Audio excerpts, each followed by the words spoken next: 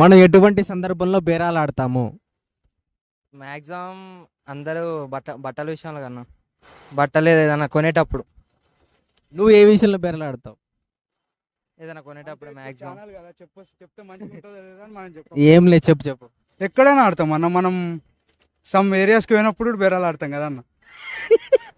Okay, ఇంకా నాకు గుర్తున్నంత వరకు అయితే అక్కడ బాగా ఆడతాం మనం.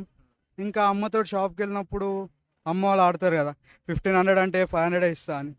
అది ఇంకా ఇంకా అంతే.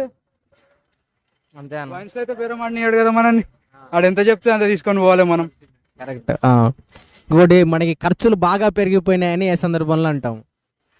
అంటే డబ్బులు లేని విషయంలో గుర్తొస్తాయి ఆ టైం. అట్లా చెప్పాలిరా.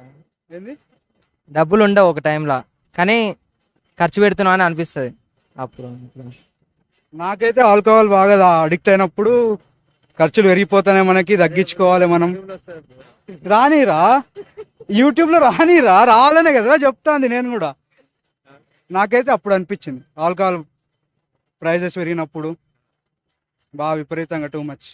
గర్ల్ ఫ్రెండ్ పరిచయం అయినప్పుడు అనిపించదా? మనకి ఇంకా అది ఒక్కటే తక్కువ. గర్ల్ ఫ్రెండ్ ఉంటే ఇంకా ఎక్కువ అయిపోతాయి మనకి ఎక్స్పెన్సెస్.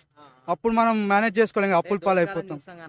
రోజుగాలను చూస్తే తెలుస్తూనే ఉంటుంది. మామూలుగా ఉన్నారు, లోపల ఎగ్జామ్ రాస్తున్నారు, 10,000 20,000 30,000 అప్పులు అయిపోయి కూర్చున్నారు. సో వాళ్ళు మీకు ఇన్స్పిరేషన్ అనమాట. గర్ల్ ఫ్రెండ్ వద్దని కూడా. మందే ముద్దు మనకి.